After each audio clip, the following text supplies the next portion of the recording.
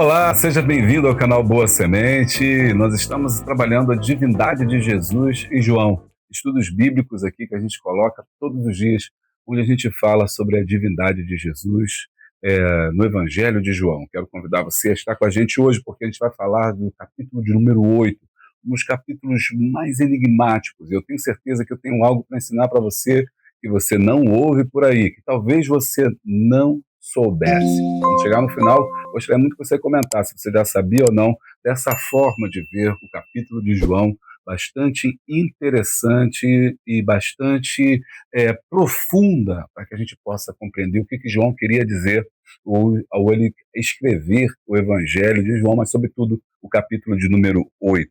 Fica com a gente, tem muita coisa boa. Se você não é inscrito no canal, já quero te pedir para você se inscrever no canal, deixar aquele joinha que é importante, porque aí o YouTube entende que o vídeo é bom e compartilha com mais pessoas, me ajudando a levar a boa semente. Vamos embora.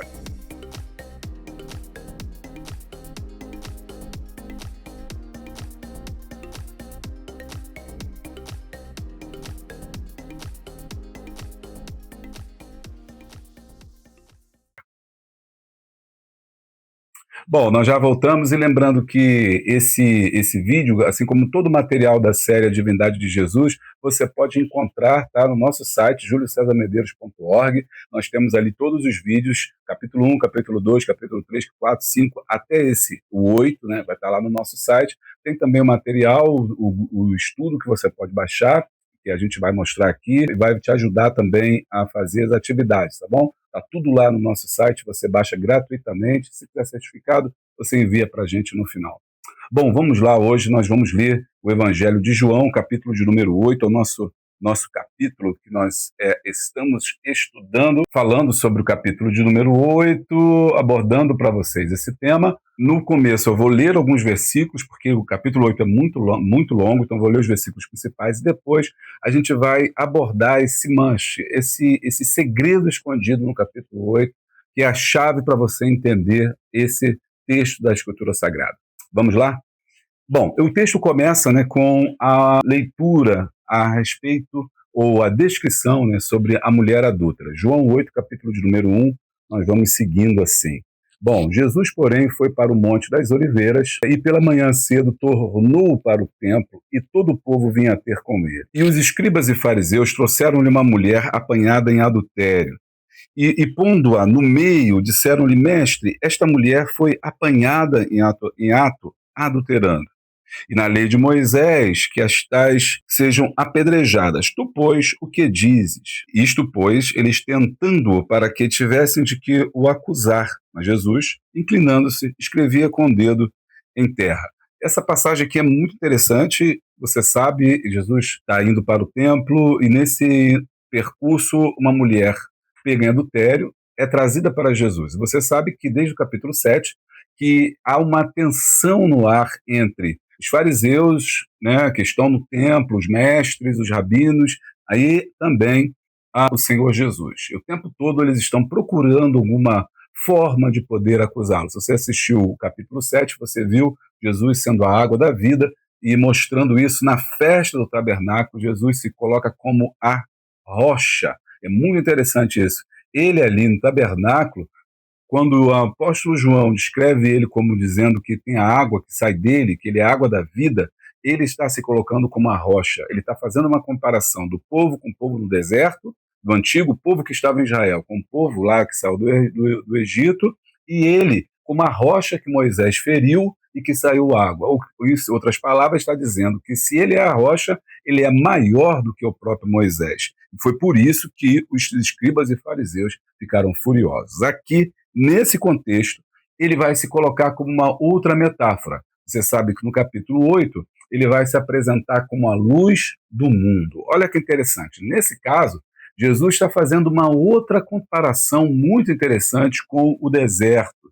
Dessa vez, ele não está se comparando, ele não está se equiparando ou se referindo à pedra como uma metáfora sobre ele, mas está falando sobre a luz. Você sabe que durante o período que o povo de Israel peregrinou no deserto, havia uma coluna de fogo que guiava o povo à noite e uma nuvem que guiava de dia. Então, Jesus, ao dizer que ele era a luz do mundo, meio que estava dizendo também que ele era como aquela coluna de fogo que os antepassados dele presenciaram. Mas antes disso acontecer, a introdução desse tema é uma mulher pega em adultério. E aqui nós temos já um problema de cara, porque os fariseus estão sendo tão capciosos nisso, porque eles só pegaram a mulher e não pegaram um homem importante para eles, porque eles estão apegados à lei, entendendo que a lei é importante. Então Moisés é o símbolo dessa lei. Então, se Jesus se coloca maior que Moisés, logo ele está blasfemando e está se contrapondo à própria lei, porque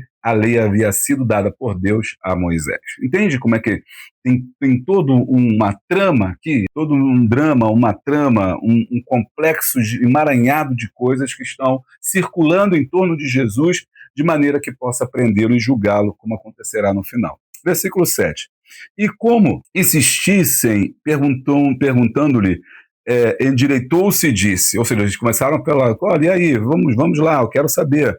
Aquele que dentre vós está sem pecado, seja o primeiro que atire a primeira pedra. Eu queria ler também na outra versão, também que é muito interessante, que é na versão transformadora, que aí ele diz assim, ó, versículo 7, e eles continuaram a exigir uma resposta, de modo que ele se levantou e disse, aquele de vocês que nunca pecou, atire a primeira pedra. Então inclinou-se novamente e voltou a escrever na terra. Quando ouviram isso, foram saindo um a um de cada vez, começando pelos mais velhos, e até que só restaram Jesus e a mulher no meio da multidão. Então Jesus se levantou de novo e disse à mulher, onde estão os teus acusadores? Nenhum deles te condenou? Ela vai responder, não, Senhor. Respondeu ela, e Jesus disse-lhe, eu também não a condeno, vá e não peques mais. Depois desse versículo, o 11, né, Jesus então libera essa mulher. Nessa parte agora, Jesus se apresenta como a luz do mundo. Então, na versão transformadora, olha só como é que fica isso. E Jesus voltou a falar ao povo, disse, eu sou a luz do mundo, e se vocês me seguirem, não andarão no escuro, pois terão a luz da vida. Ou seja, a luz aqui, o conhecimento. Eu sou o esclarecimento. Eu mostro coisas que vocês não veem. E os fariseus disseram, você faz essas declarações a respeito de si mesmo, seu testemunho não é válido. Ou seja, você está falando, não tem prova, você está falando de si, está mostrando a si mesmo, então você o que você diz não vale, não é válido. Observe que essa acusação sutil que os fariseus fazem em relação ao testemunho de Jesus está em relação com o julgamento que foi feito mais cedo. Observa, pouca gente entende o capítulo de número 8 dentro do seu texto e contexto, que é muito importante para você entender. Não entendem isso, ele bota numa pregação desconexo essa parte do capítulo 8 do julgamento da mulher prostituta, adúltera no caso, né? E só, mas não se esquece de todo um contexto que dá mais luz e mais força à mensagem que João está querendo trazer. A mensagem que João está querendo trazer. Então, é importante você pensar isso. Cedo teve um julgamento. Que julgamento? Os fariseus haviam prendido uma mulher que havia sido pega em flagrante adultério. Só que eles fizeram um julgamento fraudulento. Por quê? Segundo a própria lei, os dois deveriam ser presos. E eles só prenderam a mulher e que a hora queriam apedrejar. E queria Jesus como o juiz. Então veja o tribunal aqui armado. Jesus então deveria dar o veredito. Olha só, ao Jesus ser confrontado, não dando bola para o que estava acontecendo, foi questionado e incitado a dar uma posição, e ao dar a posição, ele lembra que, se alguém não tem pecado, que atire a primeira pedra, porque era assim que tinha que ser feito. Aquele que testemunhou, olha que tremendo, hein? Chega a me arrepiar. O que testemunhou o fato era aquele que precisava, né, atirar a pedra. Então Jesus vai usar a própria lei e os recursos que estavam lá escritos, dizendo, se então alguém aqui viu, que faça, que apedreje. Como ninguém tinha visto, e também, aliás, né, como ninguém ali, né, não tinha pecado, e Jesus falou, aquele que viu, né, que não tem pecado, que atire a primeira pedra. Né? Aquele que não tem pecado, atira a primeira pedra. Como todo mundo tem pecado, então ninguém atirou a pedra. Esse foi o julgamento. Agora, mais tarde, Jesus vai se apresentar como a luz do mundo. E quando ele fala que a luz do mundo, não é só essa contraposição com a questão do fogo lá no Antigo Testamento, apresentado ao povo de Israel, mas também uma ideia de iluminação, de claridade, de entendimento. Ele diz: eu sou a luz do mundo e aquele que me segue não andará em trevas, ou seja, conhecerá todas as coisas. Agora os fariseus então estão entendendo o que Jesus está falando sobre o que aconteceu mais cedo, né? Ou seja, eles estão cegos, eles não conseguem ver o que está por trás das coisas, porque muito mais importante do que aquele ato, né? Aquele ato flagrante ali do adultério, mais importante do que isso foi o ato de que eles não enxergaram, eles não viram que aquela mulher, número um, não poderia ser julgada sozinha, e o mais importante, não viram que eles mesmos eram pecadores e que, portanto, não poderiam atirar nenhuma pedra, não poderiam fazer o julgamento ou não poderiam se colocar no lugar de juízes. Quando eles entendem isso e Jesus se coloca como a luz do mundo, eles então questionam Jesus falando o seu testemunho, lembra de julgamento, testemunho do julgamento, o seu testemunho inverídico, o seu testemunho é falso, porque precisam de duas testemunhas. Aqui, próprio Jesus pegando eles lá na frente, porque eles estão meio que acusando. Nós tínhamos dezenas de testemunhas e você não aceitou que a gente executasse o juízo. Mas a lei, segundo a lei, apenas duas testemunhas são precisas, né? Olha que questão aí capciosa. E aí Jesus responde: não, o meu testemunho, versículo 14, o meu testemunho é válido. Eu mesmo, né? Eu mesmo, Jesus respondeu: meu testemunho é válido, embora eu mesmo o dê, pois eu sei de onde vim e para onde eu vou, mas vocês não sabem a minha origem, ou seja, não sabem de onde venho, nem para onde eu vou. Vocês julgam por padrões humanos, mas eu não julgo ninguém. Jesus está falando do quê? Do julgamento que aconteceu. Vocês estão julgando segundo as aparências, vocês estão julgando nas trevas, porque vocês julgam aquilo que vocês veem com os olhos, mas eu sou a iluminação, eu sou a luz que faz com que as pessoas possam ver além das aparências e das circunstâncias. Versículo 16, mesmo que eu fizesse, Jesus está falando, eu tenho capacidade de julgar porque eu sou a luz, mas não faço. Versículo 16, e mesmo se eu fizesse, meu julgamento seria correto, pois não estou sozinho. O Pai que me enviou está comigo. A lei de vocês diz que se duas pessoas concordarem sobre alguma coisa, seu testemunho é aceito como fato. Eu sou uma testemunha e meu Pai que me enviou é a outra. Aleluia. Aqui Jesus agora pegou eles de novo. E a conversa vai ficar cada vez mais quente. Onde está seu pai? Eles vão começar a questionar: onde está seu pai? Perguntaram eles, Jesus respondeu: uma vez que vocês não sabem quem sou eu, não sabem quem é meu pai. Se vocês me conhecessem, também conheceriam meu pai. Versículo 20, Jesus fez essas declarações enquanto ensinava na parte do templo, onde eram colocadas as ofertas. No entanto, não foi preso, pois ainda não havia chegado a sua hora. Ou seja, aqui João dá mais uma informação. Ele está falando com esse povo na hora das ofertas, no momento mais, como é que eu vou dizer assim, que há mais pessoas ali presentes, bastante pessoas presentes, Jesus faz então a sua declaração. As coisas vão ficando tensas, cada vez mais tensas, e a gente vai continuar a leitura do capítulo. Eu nem ia ler ele todo, mas eu acho que é muito importante a gente ler, para a gente poder ter aí um entendimento. Comenta aí com a gente o que você está achando do estudo. Você está entendendo, está compreendendo tudo que está aqui, das riquezas, né, desse capítulo? Quanta coisa tem boa para a gente explorar, de segredos para a nossa vida. E tem mais coisas ainda.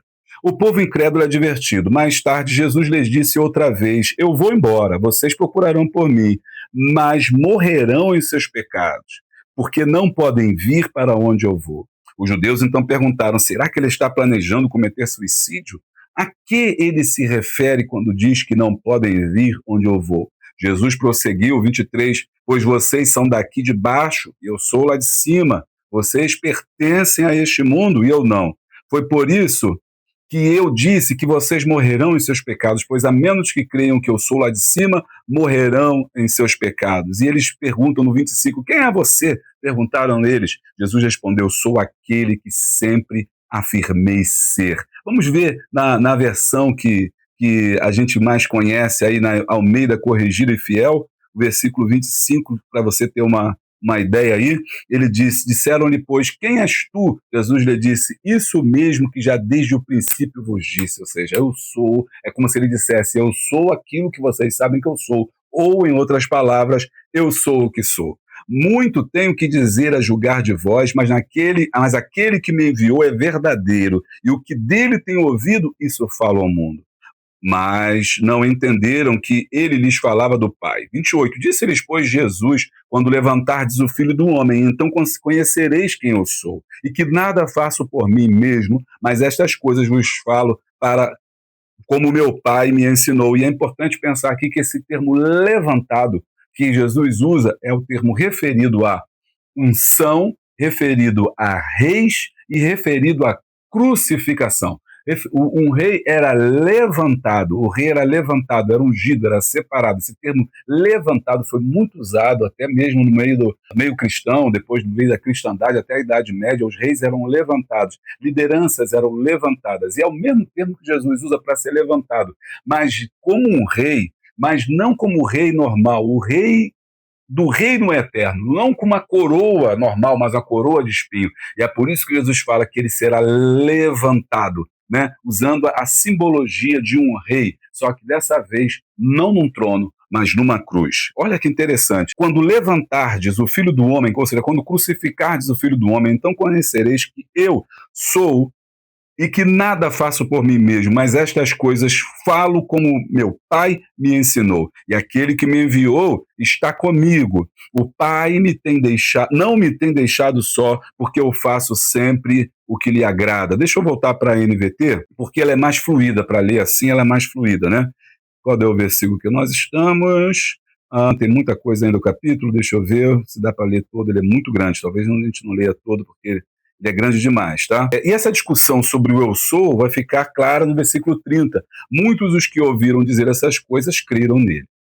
Porém, versículo 31, Jesus disse aos homens que creram nele, vocês são verdadeiramente meus discípulos, se permanecerem fiéis aos meus ensinos. Ou seja, não basta só dizer que crê em mim, vocês precisam fazer. Então conhecereis a verdade, é o versículo-chave, né, da Bíblia, e a verdade vos libertará. E aqui, né, deixa eu botar o texto que você mais conhece, a Corrigida Fiel, para você ficar mais familiarizado com o que eu estou dizendo. E conhecereis a verdade, e a verdade vos libertará. O 32 é um versículo central nesse capítulo. Essa verdade que tem a ver com a luz, que tem a ver com o julgamento fraudulento que foi feito anteriormente. Ele é a verdade que liberta. Não vamos perder muito tempo com a verdade, porque isso já é amplamente conhecido sobre a verdade que liberta. Ele é a própria verdade, ele é a própria luz. Responderam-lhe, pois, somos descendência de Abraão e nunca servimos a ninguém. Como dizes tu, sereis livres. Ou seja, nós não somos escravos. Nós não somos escravos. Como você pode dizer que vai nos libertar? Respondeu-lhe Jesus, em verdade vos digo que todo aquele que comete pecado é servo do pecado. Ora, o servo não fica para sempre em casa, o filho fica para sempre. Se, pois, o filho vos libertar, verdadeiramente sereis livres. Aleluia! E aqui Jesus arrebata isso, né? Vai dizendo para eles que a verdadeira liberdade é a liberdade do pecado. O pecado aprisiona a alma, o espírito, o corpo, a mente, a vista, os desejos, e todos eles, independente de serem filhos de Abraão, são pecadores. Isso foi uma bomba, porque eles não se consideravam pecadores, porque se julgavam extremamente superiores a todos, achando-se como filhos de Abraão. Portanto, eles não eram pecadores. Jesus falou assim, não, vocês são pecadores, precisam de liberdade, e a liberdade vem por mim, que sou a verdade. Bom, versículo 37, bem sei que sois descendência de Abraão, contudo procurais matar-me, porque a minha palavra não entra em vós. Eu falo do que vi junto do meu pai, e vós fazeis que também viste junto ao vosso pai. Responderam-lhe, nosso pai é Abraão. Jesus disse, se fosseis filhos de Abraão, fareis a obra de Abraão. E o negócio está ficando forte. 40, mas agora procurais matar-me a mim, homem, que vos tenho dito a verdade, que Deus tem ouvido, Abraão não fez isto. Vós fazeis as obras do vosso pai. Disseram-lhe, pois, não, nós somos nascidos de fornicação. Disseram-lhe, pois, nós não somos nascidos de fornicação, temos um pai que é Deus, ou seja, estão dizendo que são santos, né? São santificados por serem pais de Abraão, porque eles acreditam que todos aqueles que vêm de Abraão, a descendência de Abraão, é uma descendência santa. Mas aqui é claro que eles estão se referindo a uma questão de uma purificação, de serem mais santos que os outros. E é essa discussão também em relação aos samaritanos, porque os samaritanos, segundo eles, não seriam mais filhos de Abraão, porque são fruto de casamento misto na época do cativeiro. Então eles se julgam melhores por serem, se dizerem filhos de Abraão, não são filhos de fornicação, ou seja, são de uma linhagem pura. Aí Jesus diz que isso não basta, lhes. 42 disse ele, pois Jesus, se Deus fosse o vosso Pai, certamente amaria-me, pois que eu saí e vim de Deus, não vim de mim mesmo, mas ele me enviou. Por que não entendeis a minha linguagem? Por que não podeis ouvir a minha palavra? Vós tendes por pai o diabo e quereis satisfazer os desejos do vosso pai. Ele foi homicida desde o princípio e não se firmou na verdade, porque não há verdade nele. Quando ele profere mentira, fala do que lhe é próprio, porque é mentiroso e pai da mentira. Então agora Jesus, olha que tremendo, vamos aprofundar aqui o que está por trás desse texto que ele está dizendo, falando assim, olha, primeiro, eu sou a verdade liberta. Liberta do quê? Liberta do pecado. Vocês estão no pecado. E eles dizem, como nós podemos ser pecadores se nós somos filhos de... Estou falando bem devagar para você entender. Nós somos filhos de Abraão. E, portanto, uma linhagem sagrada, uma descendência, uma nação santa, oriunda aí do pai Abraão. Portanto, eles são santos, não podem ser libertos, não podem ser pecadores, porque não nasceram de mistura. E Jesus vai dizer assim, o problema não é a mistura, o problema é que vocês são pecadores. Que vocês são pecadores, por quê? Porque nasceram do pecado. As obras de vocês são obras que denunciam-se como pecadores. E agora, se vocês querem me matar, ou seja, são homicidas, porque quem quer matar é homicida, né?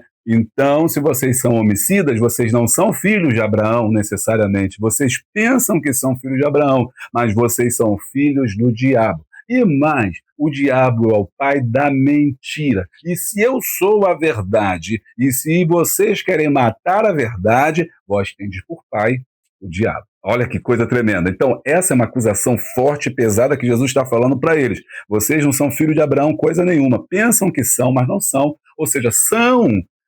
Vamos aprofundar. Vem comigo, vem comigo. Você quer aprofundar? Vamos aprofundar.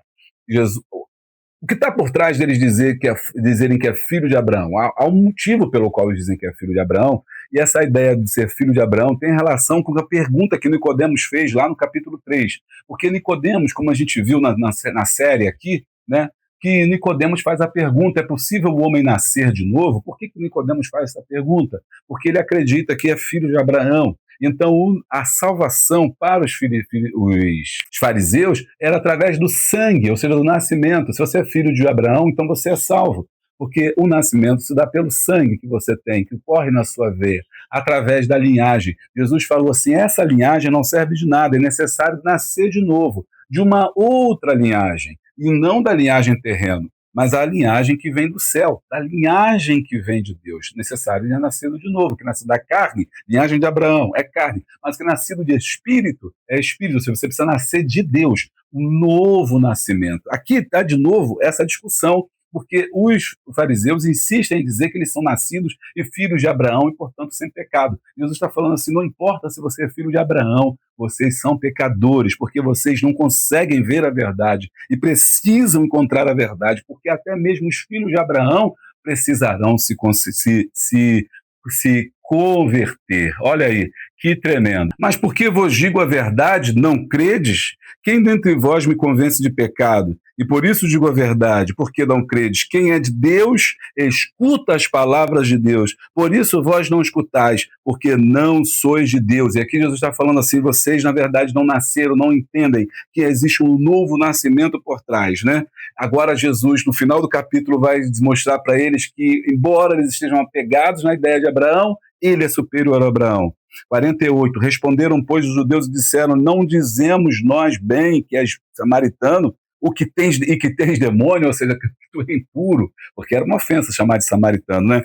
Não dizemos nós bem que não dizemos, né? Bem não dissemos isso, já falamos isso, Tu és um samaritano escondido em pele de judeu e que tem demônio.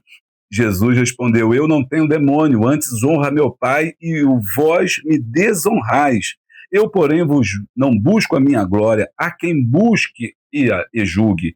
Em verdade vos digo que se alguém guardar a minha palavra, nunca verá a morte. Disseram-lhe, pois, os judeus: Agora conhecemos que tens demônio. Morreu Abraão e os profetas, e tu disse: Se alguém guardar a minha palavra, nunca morrerá ou nunca provará a morte?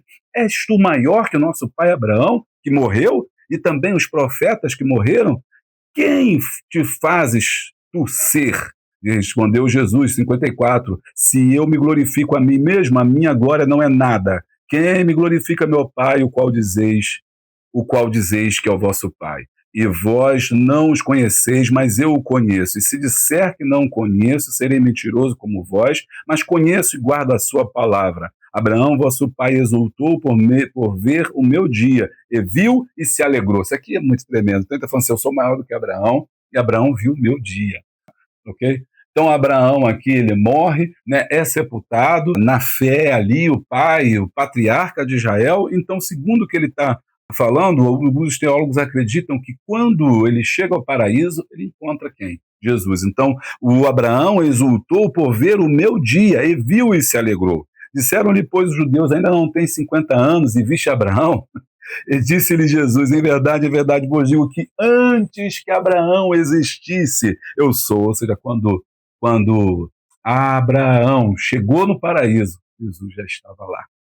Por quê? Porque Jesus é antes de Abraão. Então pegaram em pedras para lhe atirarem, mas Jesus ocultou-se e saiu do templo, passando pelo meio deles. Aleluia! Agora nós encerramos aqui a leitura do capítulo e eu espero que você tenha aí entendido, mas ainda precisamos penetrar em algumas coisas que eu quero falar com vocês, desses 3 pontos que você vai baixar, você vai estudar sobre esse capítulo, vamos começar a focar neles para que você tenha entendimento.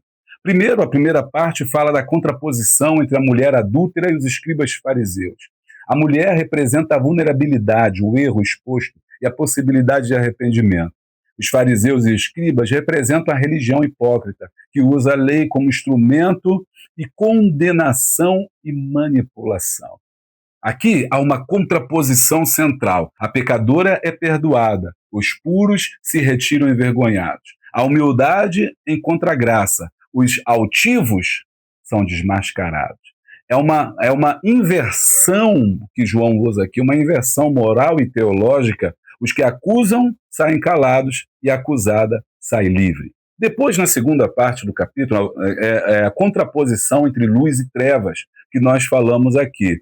Verdade e mentira. Isso está em João, né, que nós lemos do 12 ao 30. Jesus se declara a luz do mundo, enquanto os fariseus permanecem nas trevas do quê? Da incredulidade. A luz representa a revelação, vida, clareza, fé, conhecimento, calor. As trevas representam religiosidade cega, oposição, ignorância da origem de Cristo e frieza espiritual. Aqui há também essa contraposição teológica. Quem crê em Jesus caminha na luz e vive. Quem o rejeita permanece na escuridão e morre em seus pecados. Versículo 24. E o terceiro ponto, né, a contraposição entre os filhos de Abraão e os filhos do diabo.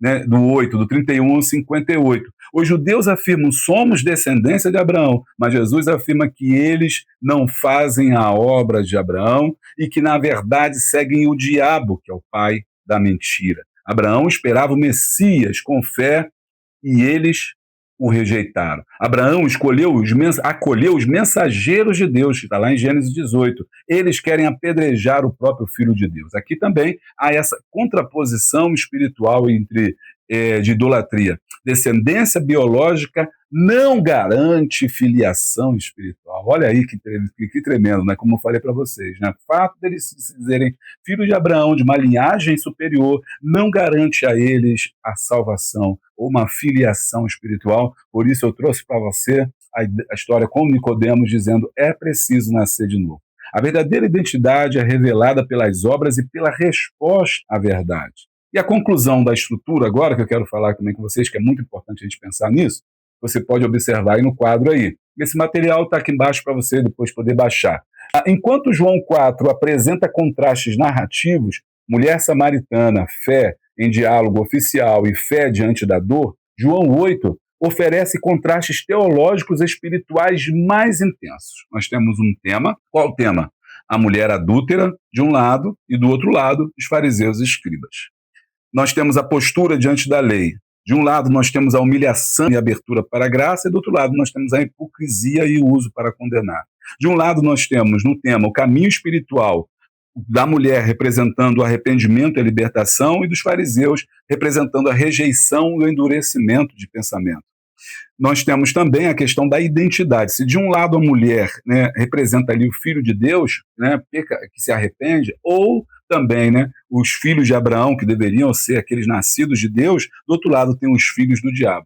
Né, a verdade também é contraposta aí. Jesus fala que é a verdade, eles negam a verdade, portanto, eles são filhos do diabo, que é o pai da mentira.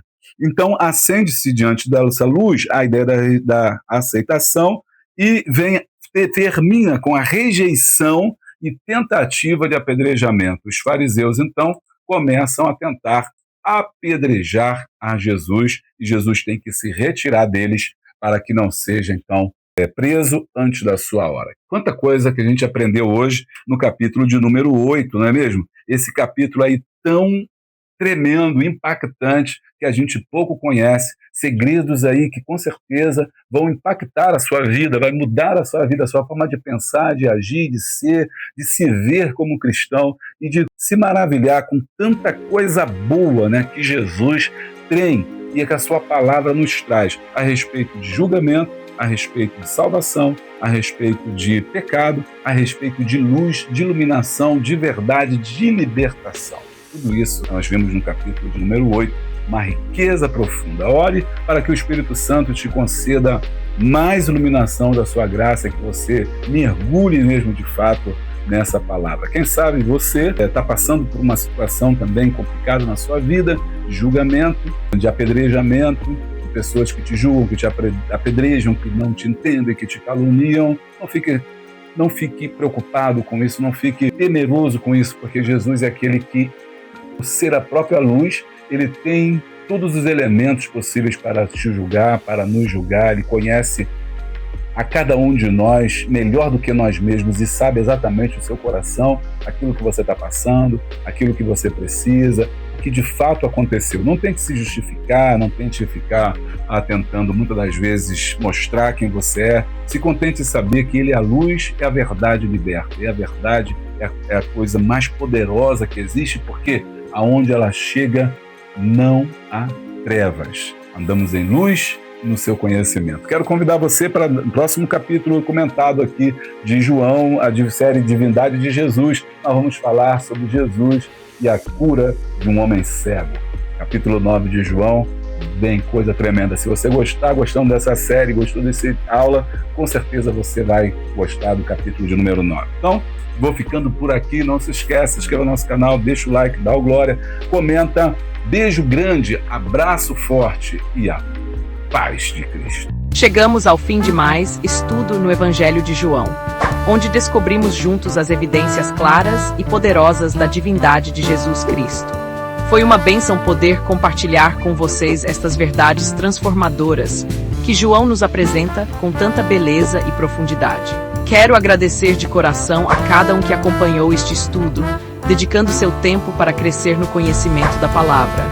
Se você ainda não se inscreveu no canal Boa Semente, não perca tempo. Clique no botão de inscrição agora mesmo e ative o sininho para não perder nenhum de nossos próximos estudos bíblicos. Compartilhe este conteúdo com seus amigos e família. Juntos podemos alcançar mais pessoas com estas preciosas verdades e levarmos juntos a boa semente. No próximo episódio estudaremos mais um capítulo do Evangelho de João. Você não vai querer perder. Que Deus abençoe ricamente cada um de vocês.